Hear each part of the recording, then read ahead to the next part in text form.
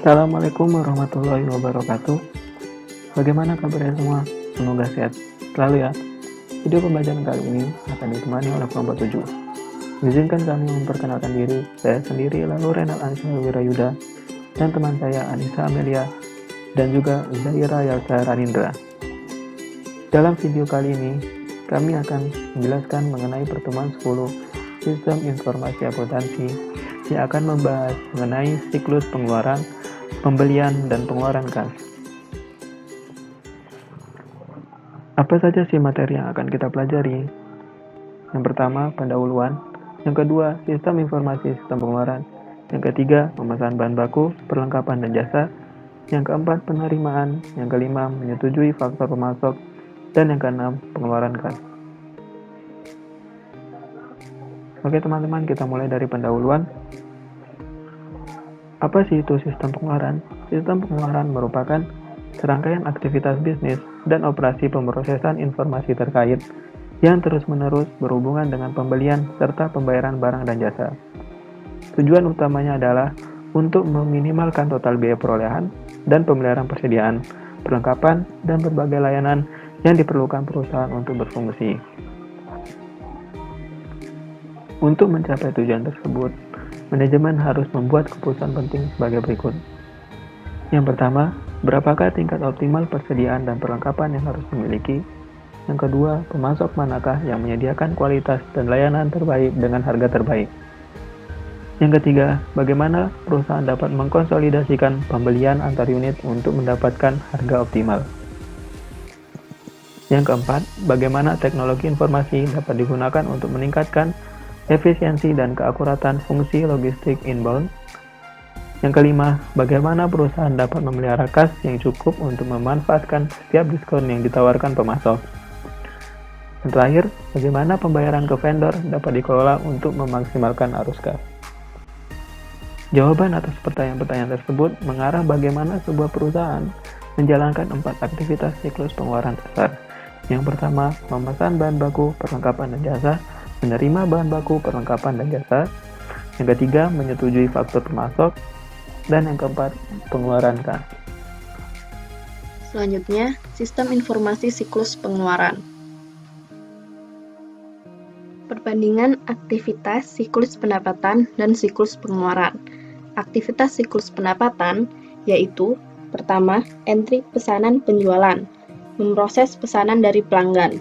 Yang kedua, pengiriman, mengantar barang dagangan atau jasa ke pelanggan atau logistik outbound. Yang ketiga, penagihan, mengirimkan faktur ke pelanggan. Dan yang keempat, penerimaan kas, memproses pembayaran dari pelanggan. Aktivitas siklus pengeluaran. Yang pertama, pemesanan bahan baku, perlengkapan, dan jasa, mengirimkan pesanan ke pemasok. Yang kedua, penerimaan, menerima barang atau jasa dari pemasok atau logistik inbound. Yang ketiga, memproses faktur atau meninjau dan menyetujui faktur dari pemasok.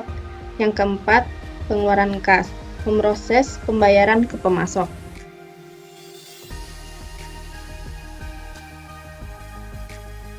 Hubungan erat antara aktivitas siklus pengeluaran pembeli dan aktivitas siklus pendapatan penjual memiliki implikasi penting untuk mendesain sistem informasi akuntansi kedua pihak. Faktanya, perubahan dalam operasi satu perusahaan mungkin mengharuskan perubahan yang sesuai dalam operasi perusahaan lain dengan siapa ia berbisnis. Contoh, Walmart mensyaratkan para pemasok mereka untuk mengirimkan faktur melalui elektronik data interchange, atau Walmart tidak akan berbisnis dengan mereka. Akibatnya, para pemasok tersebut harus memodifikasi sistem akuntansi mereka untuk menggabungkan penggunaan EDI. Seperti kebanyakan organisasi besar, AOE menggunakan sebuah sistem ERP. Figur tersebut menunjukkan porsi dari sistem ERP yang mendukung aktivitas bisnis siklus pengeluaran AOE. Departemen Pengendalian Persediaan AOE memiliki tanggung jawab utama untuk memastikan kuantitas yang cukup atas bahan baku dan perlengkapan. Setiap departemen dapat mengirimkan permintaan untuk membeli barang. Setelah permintaan pembelian telah disetujui, sistem akan mencari file induk persediaan untuk mengidentifikasi pemasok yang cocok untuk barang tersebut. Sistem tersebut kemudian menciptakan sebuah pesanan pembelian yang dikirimkan ke pemasok melalui PDI. Para pemasok besar mengirimkan pemberitahuan elektronik jika pengiriman datang, yang memungkinkan AOE untuk merencanakan dengan memiliki staf yang memadai guna memproses pengiriman yang datang ke gudangnya. Ketika pengiriman tiba, para pekerja dok penerimaan menggunakan sistem pemrosesan permintaan untuk memverifikasi bahwa sebuah pesanan yang diharapkan dari pemasok tersebut. Sebagian besar pemasok melabeli kode batang atau RFID Radio Frequency Identification produk-produk mereka untuk memfasilitasi perhitungan barang. Sebelum transfer barang ke gudang, petugas persediaan memverifikasi perhitungan barang dan memasukkan data tersebut ke dalam sistem. Bagi para pemasok yang tidak mengirimkan faktur, sistem secara otomatis menjadwalkan sebuah pembayaran berdasarkan syarat yang disetujui ketika pesanan ditempatkan. Petugas bagian utang memasukkan informasi dari pemasok yang mengirimkan faktur EDI dan terkadang faktur kertas. AOE menggunakan pemrosesan batch untuk membayar pemasoknya. Setiap hari, para bendahara menggunakan sistem pemrosesan inquiry untuk meninjau faktur yang jatuh tempo dan menyetujui pembayarannya. AOE membuat pembayaran ke beberapa pemasok yang lebih besar menggunakan Financial Electronic Data Interchange atau FEDI, tetapi masih tetap mencetak cek kertas bagi banyak pemasoknya yang lebih kecil. Ketika sebuah pembayaran Electronic Funds Transfer atau EFT diotorisasi atau sebuah cek dicetak, sistem tersebut memperbarui file utang, faktur terbuka, dan buku besar umum. Kasir akan meninjau cek tersebut dengan dokumen pendukung dan kemudian menandatanganinya. Kasir tersebut kemudian mengirimkan cek yang telah ditandatangani dan nota pengiriman uang ke pemasok. Transaksi EFT juga dijalankan oleh kasir dan ditinjau oleh bendahara. Akses mudah terhadap informasi yang baru dan akurat memungkinkan manajer untuk mengawasi kinerja secara dekat. Meskipun demikian, kualitas terhadap keputusan tergantung pada keakuratan dari informasi di dalam database. Ancaman dan pengendalian. Ancaman pertama, data induk yang tidak akurat dan tidak valid. Pengendaliannya, pengendalian integritas pemrosesan data. Yang kedua, membatasi akses data induk dan tinjauan atas seluruh perubahan terhadap data induk. Ancaman kedua, pengungkapan yang tidak diotorisasi atas informasi sensitif. Solusinya, pengendalian akses dan enkripsi. Ancaman ketiga, kehilangan dan pencurian data induk. Pengendaliannya, backup, dan prosedur pemulihan bencana. Ancaman keempat, kinerja yang buruk, pengendaliannya laporan manajerial. Subbab selanjutnya, memesan bahan baku, perlengkapan, dan jasa. Memesan bahan baku, perlengkapan, dan jasa terdapat dua proses. Yang pertama, mengidentifikasi apa, kapan, dan berapa banyak untuk pembelian.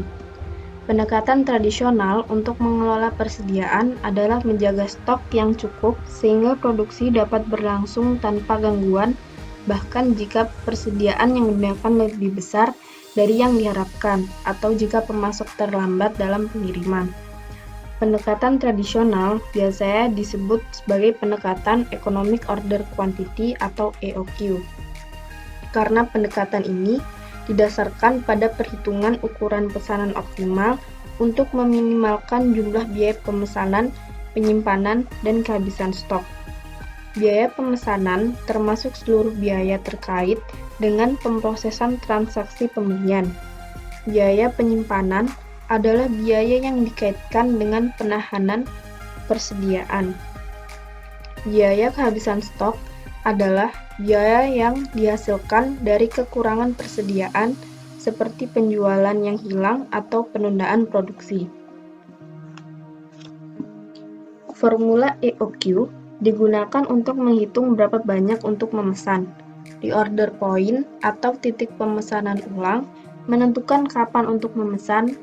Perusahaan biasanya menetapkan reorder point berdasarkan waktu pengiriman dan tingkat yang diinginkan dari stok pengaman atau safety stock untuk menangani fluktuasi yang tidak diharapkan dalam permintaan. Perencanaan kebutuhan material atau MRP berupaya untuk mengurangi tingkat persediaan yang dibutuhkan dengan meningkatkan akurasi atau ketepatan teknik perkiraan untuk menjadwalkan pembelian dengan lebih baik guna memenuhi kebutuhan produksi. Jadi, sistem MRP mengurangi ketidakpastian mengenai kapan bahan baku dibutuhkan dan dengan demikian memungkinkan perusahaan untuk menyimpan persediaan lebih sedikit. Sistem persediaan just-in-time atau JIT berupaya untuk meminimalkan tetapi tidak mengeliminasi secara total persediaan barang jadi dengan membeli dan memproduksi barang hanya sebagai respon terhadap penjualan aktual, bukannya yang diperkirakan. Akibatnya, sistem JIT ditandai dengan pengiriman yang sering atas sejumlah kecil bahan baku, suku cadang, dan perlengkapan secara langsung ke lokasi tertentu yang memerlukannya saat mereka diperlukan. Bukannya pengiriman dalam jumlah besar yang jarang ke fasilitas pusat penerimaan dan penyimpanan. Sebuah perbedaan besar antara sistem MRP dan JIT adalah penjadwalan produksi. Sistem MRP menjadwalkan produksi untuk memenuhi penjualan yang diperkirakan, sehingga membuat kuantitas optimal pada persediaan barang jadi. Sistem JIT menjadwalkan produksi sebagai respons terhadap permintaan pelanggan, sehingga secara virtual mengeliminasi persediaan barang jadi, tetapi perlu penyimpanan bahan baku dalam jumlah yang cukup dalam rangka untuk menyesuaikan produksi yang dengan cepat sebagai respons terhadap permintaan pelanggan. Baik sistem MRP maupun JIT dapat mengurangi biaya dan meningkatkan efisiensi. Kebutuhan untuk membeli barang atau perlengkapan sering menghasilkan penciptaan sebuah permintaan pembelian atau purchase requisition yang mengidentifikasi requisitioner atau orang yang mengeluarkan pesanan pembelian, menentukan lokasi pengiriman dan tanggal yang diperlukan, mengidentifikasi nomor barang, deskripsi kuantitas, dan harga dari setiap barang yang diminta, dan mungkin akan menyarankan seorang pemasok. Ancaman dari proses ini, yang pertama, kekurangan dan kelebihan persediaan. Pengendaliannya, sistem persediaan perpetual, kode bar atau label RFID, dan perhitungan persediaan fisik secara periodik. Ancaman yang kedua, membeli barang yang tidak dibutuhkan. Pengendaliannya, sistem persediaan perpetual, tinjauan dan persetujuan permintaan pembelian, serta fungsi pembelian tersentralisasi.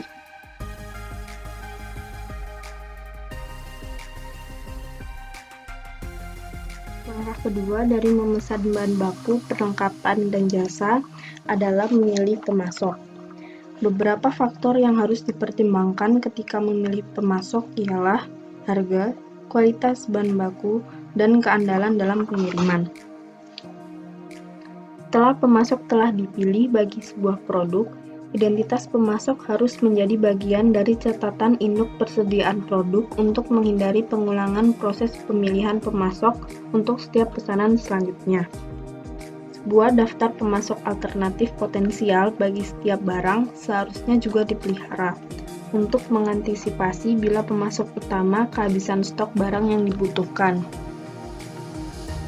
Pesanan pembelian atau purchase order adalah dokumen atau formulir elektronik yang secara formal meminta pemasok untuk menjual dan mengirimkan produk tertentu pada harga yang ditentukan.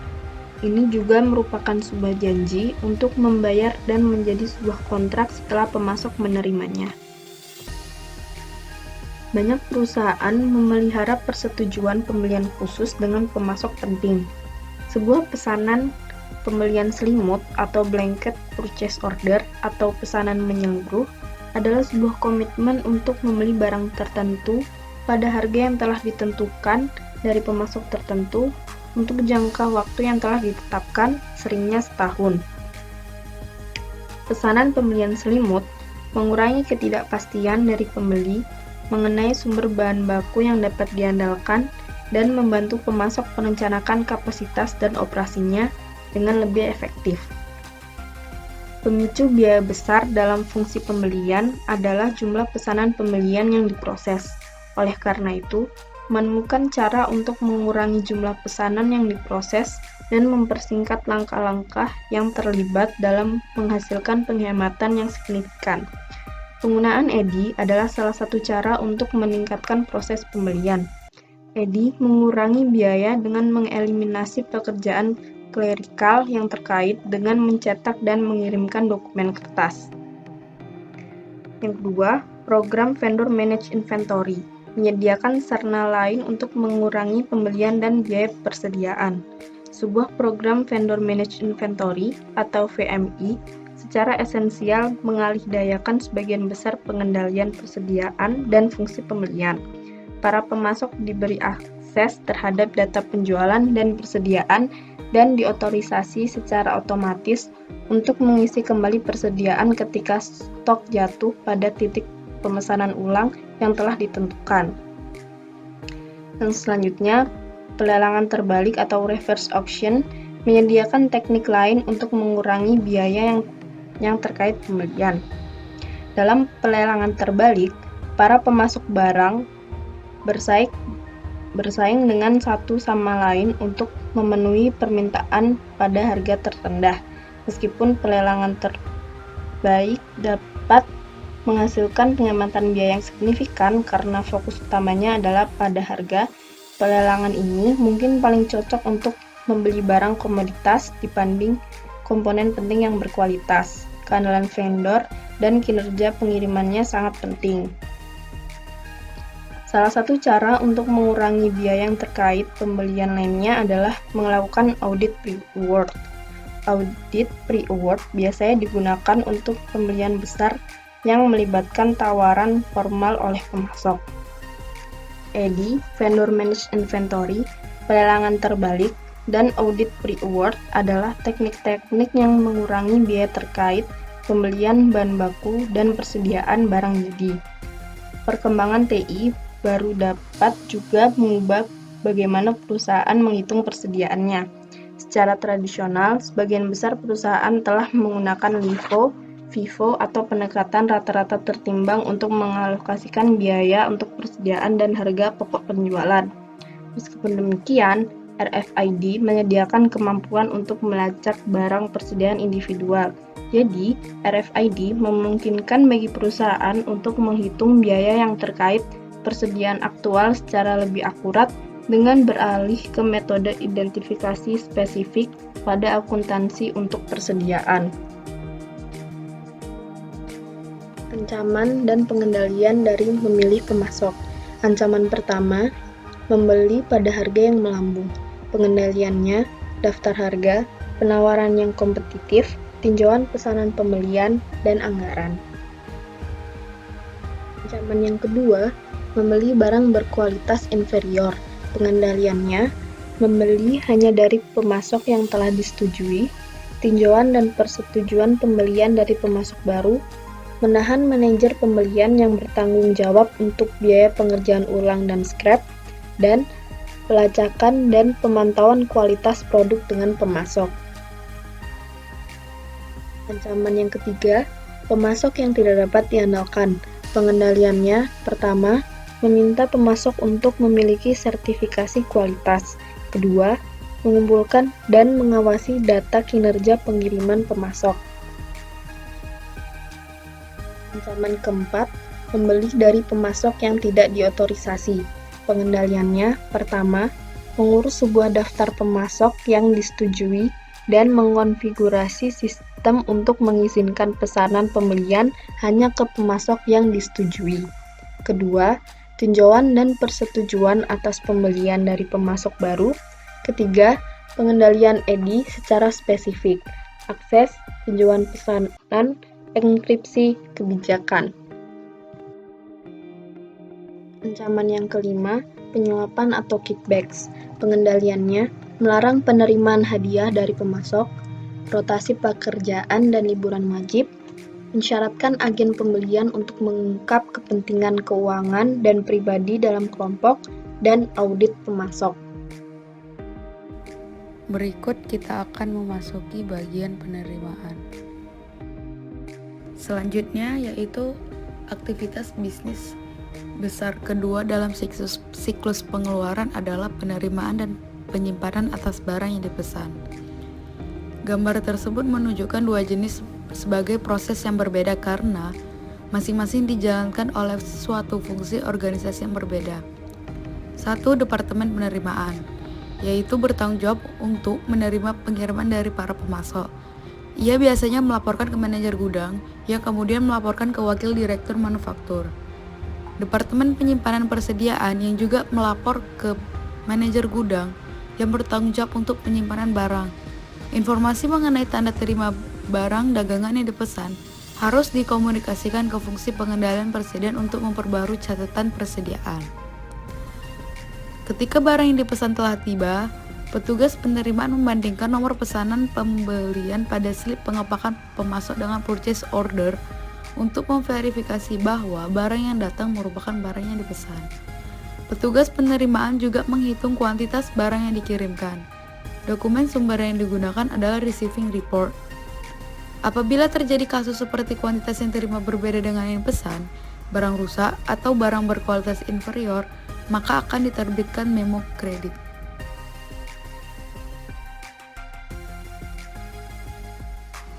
Di dalam proses penerimaan terdapat ancaman. Yang pertama, menerima pengiriman barang yang tidak dipesan, sehingga menghasilkan biaya-biaya yang terkait dengan pembongkaran, penyimpanan, dan kemudian pengembalian barang-barang tersebut.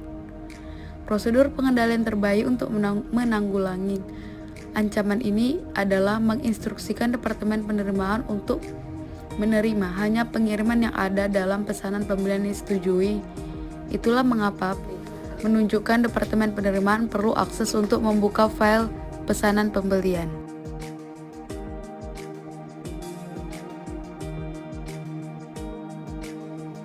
Ancaman yang kedua ialah salahnya dalam perhitungan barang yang diterima.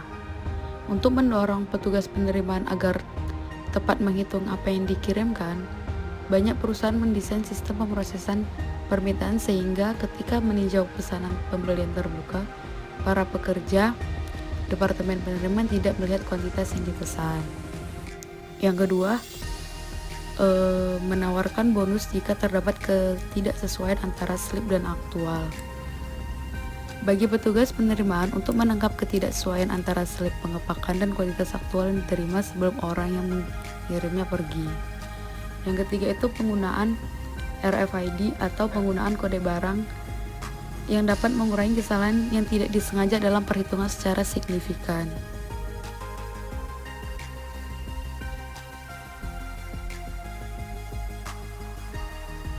Selanjutnya, ancaman yang paling sering terjadi yaitu pencurian persediaan. Beberapa prosedur pengendalian yang dapat dilakukan untuk mengamankan persediaan terhadap kehilangan, yaitu yang pertama, persediaan seharusnya disimpan dalam lokasi yang aman dengan akses yang terbatas. Kedua, seluruh transfer persediaan dalam perusahaan seharusnya didokumentasikan. Contohnya, baik Departemen Penerimaan maupun Departemen Simpanan Persediaan seharusnya mengakui transfer barang dari dokumen penerimaan ke dalam persediaan. Sama halnya, baik Departemen Simpanan Persediaan maupun Produksi seharusnya mengakui keluarnya persediaan ke dalam produksi. Dokumentasi tersebut memberikan informasi yang diperlukan dalam menetapkan akuntabilitas untuk setiap kekurangan persediaan. Dengan demikian, mendorong pegawai untuk mengambil perawatan khusus untuk mencatat segala pergerakan persediaan secara akurat. Ketiga, pentingnya untuk menghitung persediaan di tangan secara periodik dan merekonsiliasi perhitungan tersebut dengan persediaan.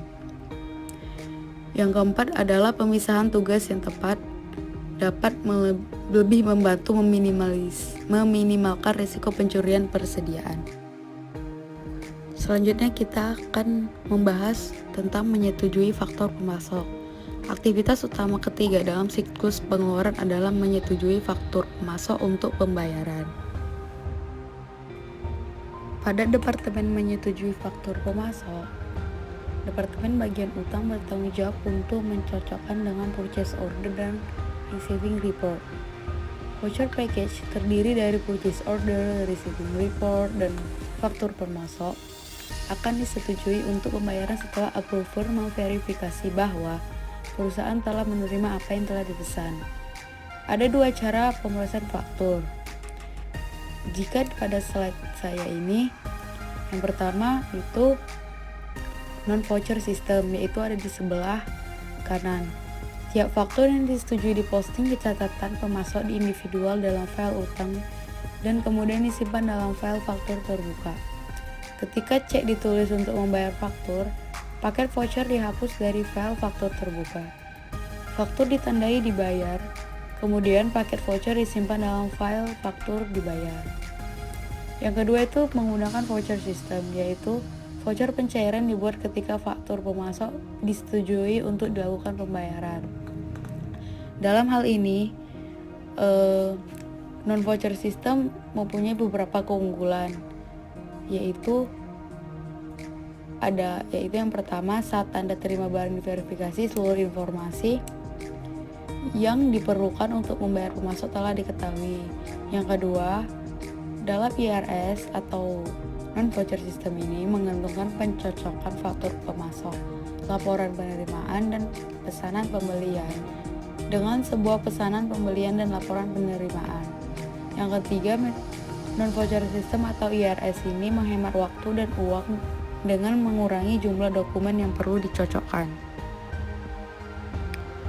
Ancaman berikutnya yaitu kesalahan dalam faktur pemasok seperti ketidaksesuaian harga yang dicantumkan dan harga aktual yang dibebankan atau salah hitung dari total jumlah jatuh tempo.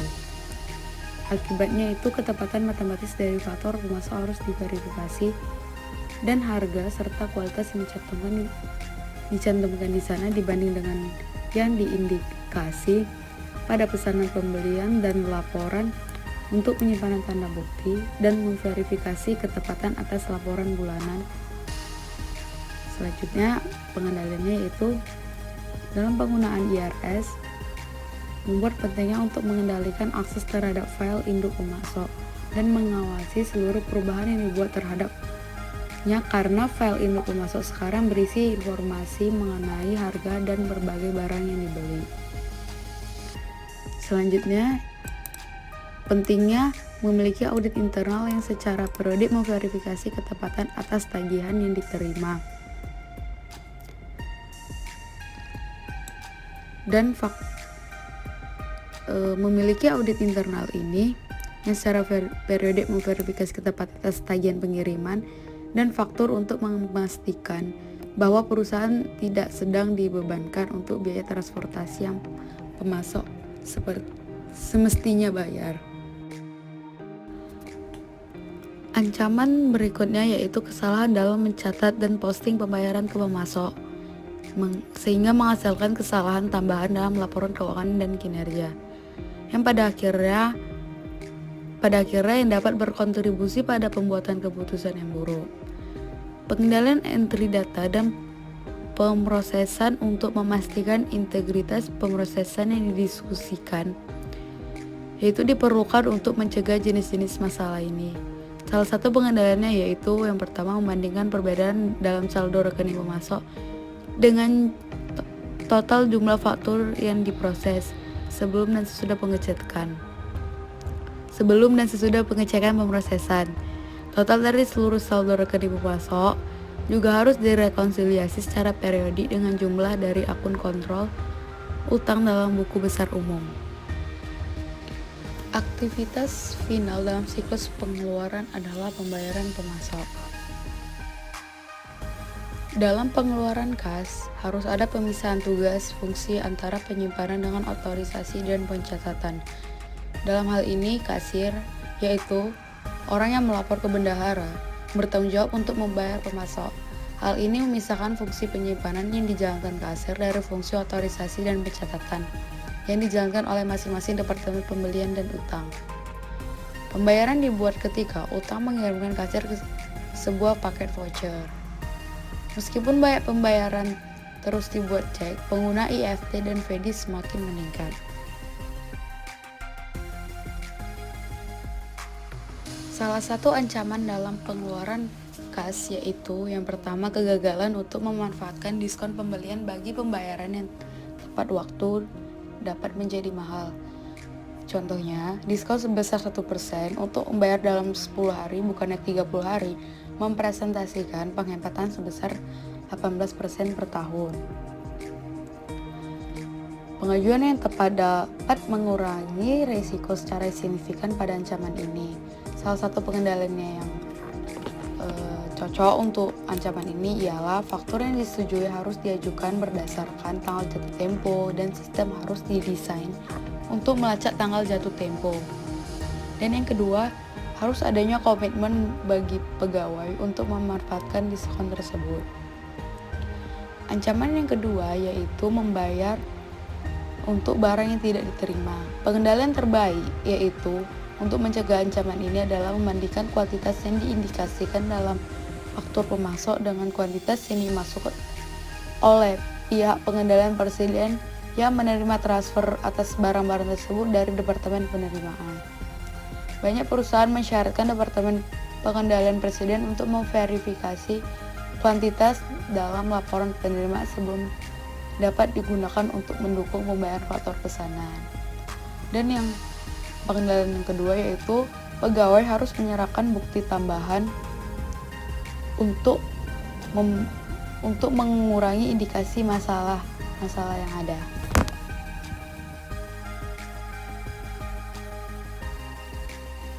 Nah, ancaman berikutnya yang sering terjadi yaitu pegawai memesan fasilitas yang termurah tapi menagihkan ke perusahaan dengan harga yang termahal. Ini contohnya seperti perusahaan melakukan perjalanan dinas dengan memesan hotel yang murah tetapi menggunakan atau melaporkan bahwasannya mereka menggunakan hotel yang mahal. Nah, cara untuk mengendalikan hal ini yaitu perusahaan menggunakan kartu kredit perusahaan itu langsung. Nah, ancaman yang kedua yaitu pencurian dapat juga melalui perubahan cek atau bisa disebut perubahan cek. Hal atau pengendalian yang bisa dibuat yaitu mesin perlindungan cek. Mesin ini dapat mengurangi resiko ancaman dengan mencetak jumlah dalam warna yang berbeda. Biasanya sih kombinasi tinta merah dan biru. Nah, yang kedua itu menggunakan tinta khusus untuk mengubah warna jika diubah dan mencetak cek pada kertas khusus yang mengandung tanda air dapat lebih jauh mengurangi kemungkinan perubahan dari cek tersebut. Yang kedua yaitu banyak menggunakan layanan bank khusus, yaitu bisa disebut dengan pembayaran positif, yaitu melibatkan pengiriman sebuah daftar harian atau sebuah cek sah kepada bank yang kemudian akan menghapus hanya cek yang muncul dalam daftar tersebut. Dan Selanjutnya yang paling penting yaitu merencanakan dan mengawasi pengeluaran untuk menghindari masalah arus kas. Sebuah anggaran arus kas adalah cara yang terbaik untuk menanggulangi ancaman ini. Kemungkinan besar ancaman serius yang dikaitkan dengan fungsi pengeluaran kas adalah pencurian atau penyalahgunaan dana. Dikarenakan kas adalah aset yang mudah dicuri, akses ke kas, cek kosong, dan mesin penandatanganan cek harus dibatasi. Maka itu salah satu pengendaliannya yaitu cek harus dinomori secara urut dan secara periodik dihitung. Nah, yang kedua yaitu pengendalian akses yang ketat atas seluruh transaksi IFT keluar. Nah, yang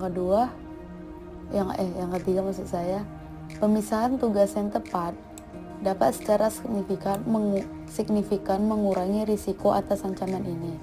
Fungsi utang harus mengotorisasi pembayaran termasuk perakitan sebuah paket voucher. Meski demikian, hanya bendahara atau kasir yang harus menandatangani cek.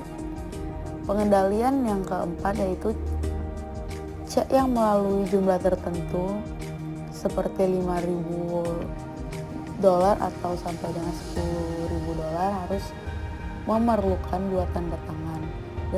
Dengan demikian, penyediaan tinjauan independen lain atas pengeluaran. Pada akhirnya, seorang yang tidak berpartisipasi pemrosesan baik penerimaan atau pengeluaran kas harus merekonsiliasi rekening bank. Nah, itu pengendalian yang kelima. Nah, pengendalian yang keenam yaitu melakukan sebuah dana kas kecil yang dikelola oleh seorang pegawai yang tidak memiliki tanggung jawab penanganan kas atau akuntansi lain. Harus ditetapkan untuk menangani pengeluaran seperti itu. Dana kas kecil seharusnya diatur sebagai dana impres. Nah, pengendalian yang terakhir yaitu akses terhadap daftar pemasok yang disetujui harus dibatasi karena bisa saja dapat terjadi penyalahgunaan data.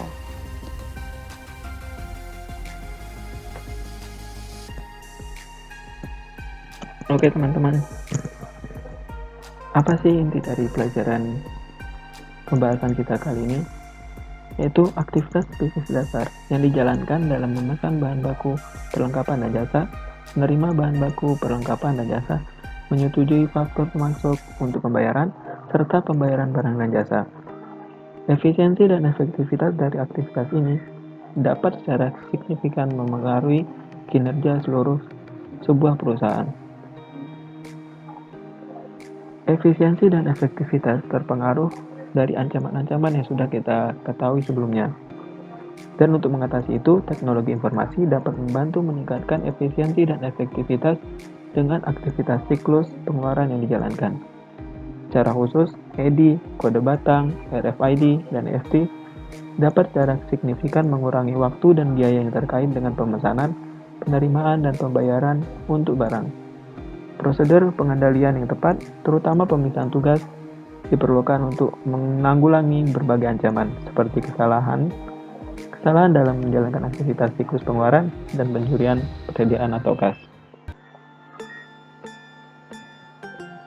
Oke teman-teman, terima kasih sudah menyaksikan video pembelajaran kelompok kami. Semoga bermanfaat untuk teman semua. Dan jika ada kesalahan, kekurangan, mohon dimaafkan. Dan jika ada saran, silakan hubungi kami bertiga. Terima kasih. Assalamualaikum warahmatullahi wabarakatuh.